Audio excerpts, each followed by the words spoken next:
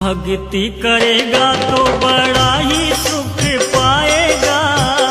भक्ति करेगा तो बड़ा ही सुख पाएगा।